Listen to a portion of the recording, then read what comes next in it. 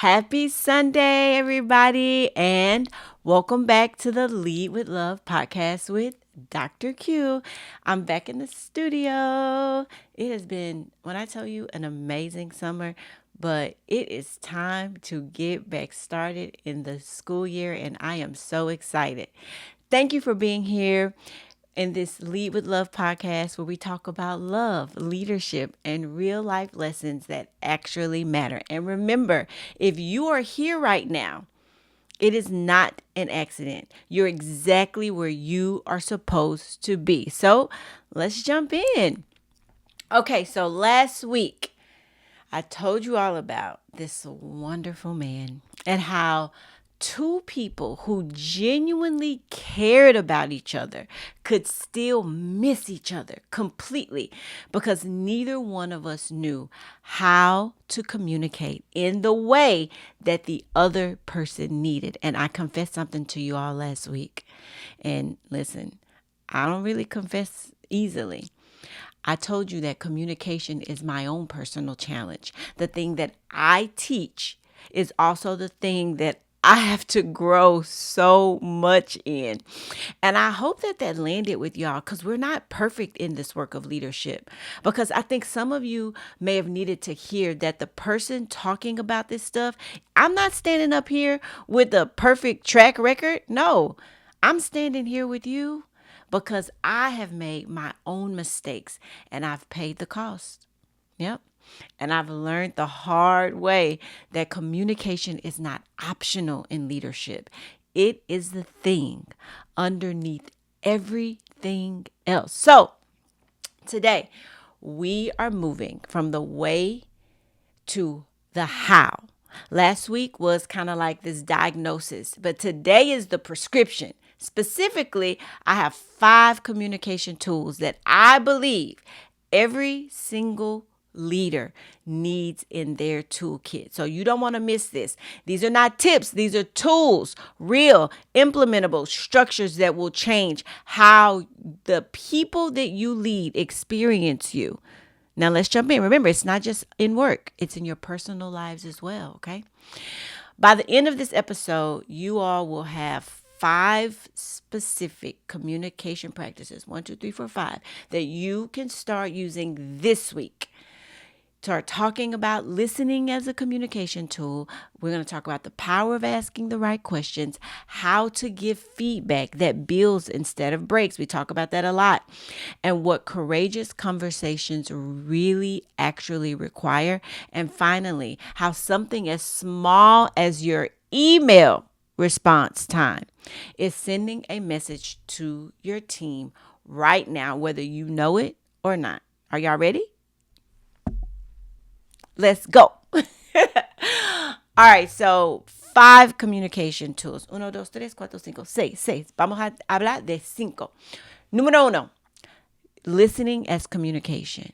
Now listen, I know we just spent 4 whole weeks on listening, but here's what I really need you all to understand. Listening is not separate from communication. It is actually the foundation of communication. Okay, you can't communicate well with someone that you have not first taken the time to hear, period. Period. When you walk into a conversation already knowing what you want to say, already prepared with your response, your redirect, or even your solution, you may have good intentions. You are communicating, but what are you communicating? Let me tell you what you're communicating. You're communicating, I already know what I think, and I'm here to just tell you what I think, not to actually learn from you. And that lands every single time, even when nobody says it out loud. They see it, they hear it, they feel it. Communicating like you care means that you are listening first. It means you're asking before asserting. It means being genuinely curious about what someone else thinks before you share what you think. And when people experience that from any leader, when they realize that you actually want to know their perspective before presenting your own, Seek first to understand, then to be understood, Stephen Covey. The trust that builds in that moment, it's amazing. Okay.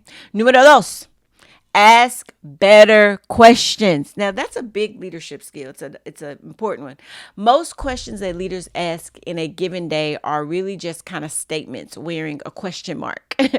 Do you think we should just move forward? This is not a question. That is a conclusion looking for a cosigner. Real questions, the kind that kind of open up conversations instead of closing them, they sound like this. What am I missing here? Or what would make this better? What do you think? Or what do you need from me that you're not actually getting? Or what's the hardest part of what I'm asking you to do? Or, well, yeah, those are some good questions. And those questions, they do something that a lot of leader communication does not do. They create space. They invite honesty. They say, I do not have all the answers. And I actually believe that you might have something that I need. Y'all ask better questions. And then get quiet. Get quiet and let the answers actually come. Okay? Número tres. Feedback as connection, not correction. Here is a reframe that I want you all to carry with you. Feedback is not evaluation. Feedback is relationship. Woo! It's the ongoing conversation between a leader and the people that they lead about what is working, what is not, and where the growth is happening. That is relationship. And here is what most feedback coaches typically get wrong. They treat feedback as a formal event, like this annual review, the observation cycle, the quarterly check-ins, which are all important and necessary. And everything in between, though, is just silence. But silence is feedback too. Yep. When you go weeks without telling someone how they're doing, what silence communicates, it's something. And often something like, you are not necessarily on my radar, or I only show up when there is a problem or when it's scheduled to schedule feedback session or observation. And research is clear that feedback is most effective when it is regular, when it's specific and relational.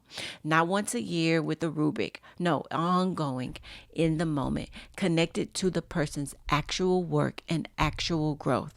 And always delivered in a way that communicates, I am telling you this because I actually believe in where you are going, not because I'm keeping score or keeping tabs on you. Yep. All right. Tool número cuarto.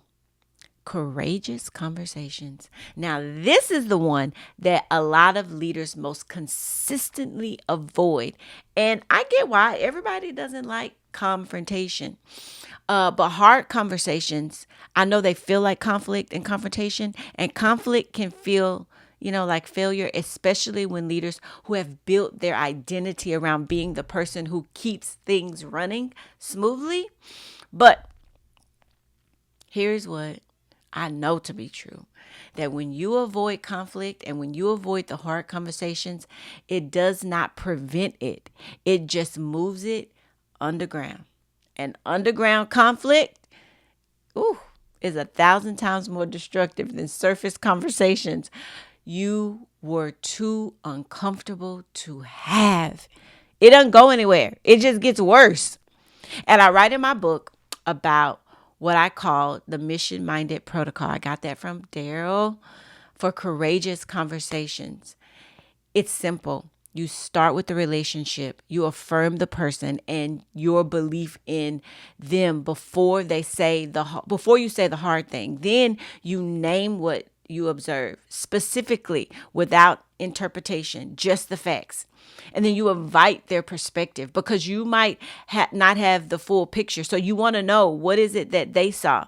And then together you identify the path forward. It's simple and it's specific. And I want you to notice that the protocol, what it doesn't include blame. It doesn't include a list of everything that the person has done wrong going back 3 years. You know what I'm talking about. It does not include passive aggression disguised as feedback. It is direct. It is caring, and it keeps the relationship intact. Even when the conversation is hard, you all have to get your book and go look at the Mission Minded protocol. Okay. But here's the real truth. Every single conversation that you have been avoiding is a problem that is getting bigger and bigger and bigger while you wait. And the courageous conversation that you keep postponing is costing your team, your family, your relationship more than 5 uncomfortable minutes that it would have taken if you just had the conversation, if you just said the thing, but with love. But you got to say it. Número 5, communication responsiveness. Now, y'all, listen, this one is going to make some of you very uncomfortable because it is about something mundane that is actually not mundane at all. How long does it take for you to respond to your team's messages? I'll wait. Because I want to tell you a story. Okay, my ex-husband, let me tell you. I remember he had some conflict on his job because he missed one email. That email cost him his job. He didn't respond on time. And that professional consequence was so significant and real. I'm not saying that to scare you, but I'm saying it because it's a real example of how seriously the people in our professional lives take our responsiveness. And your team is no different. One email. And when someone sends you a message, a question, a concern, a request for guidance, and you don't respond for days, you're communicating something. You know what you're communicating? You are communicating that this is not a priority. Ooh. You may not mean that, but that's what you're communicating. You're communicating, I am accessible to some things, but not to other things. If your team can't predict when you are going to respond, they can't depend on you. And leaders who cannot be depended on, they can't be trusted. They can't be trusted.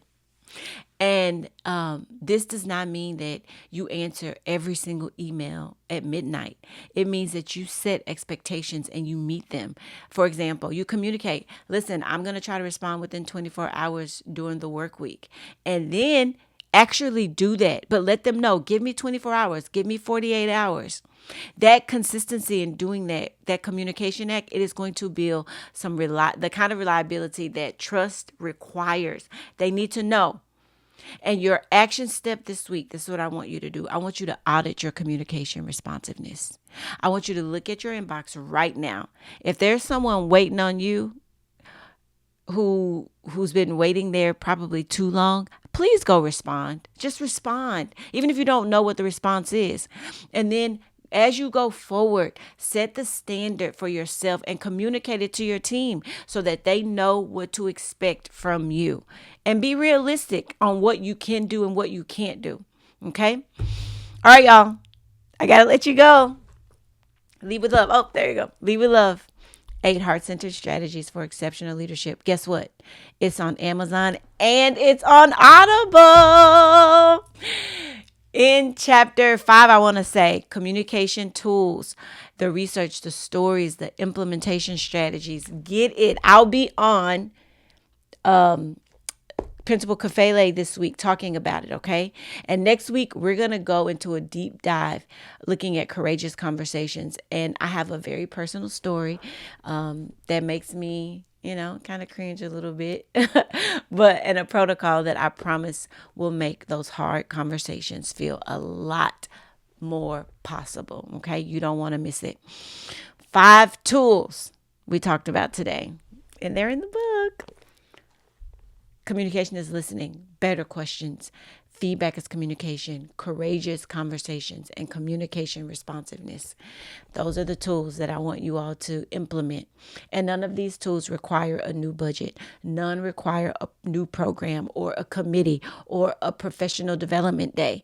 No, they just require a decision, a daily, consistent, intentional decision to show up for the people that you lead through the way that you communicate. Okay. And here's what I want to keep coming back to. I keep coming back to it, that communication is love in language. It's love in action. And every time you take the time to be clear, to be honest, to be responsive, to say the hard thing with care, you are telling the people that you lead that you matter enough to me to do this well. Okay. And guess what? They feel that. Even when they do not say it, they can feel it. All right. So you got this. Go communicate with love. I want you all to, I want to say thank you for being here with me on this Lead with Love podcast. And if today's message spoke to you, share it with someone. All right. That a leader who is, communicating on autopilot, because intentional communication will change everything for them. All right. Don't forget to subscribe so that you don't miss episode 33 next week, where we talk about courageous conversations. Y'all, this is going to be an important episode because hard conversations are hard. Yeah. Saying the hard thing with love, we want to know how to do that. All right. So remember, leading with love isn't a one-time decision. It is a daily choice. So until next time, y'all know what to do. Be well and lead with love.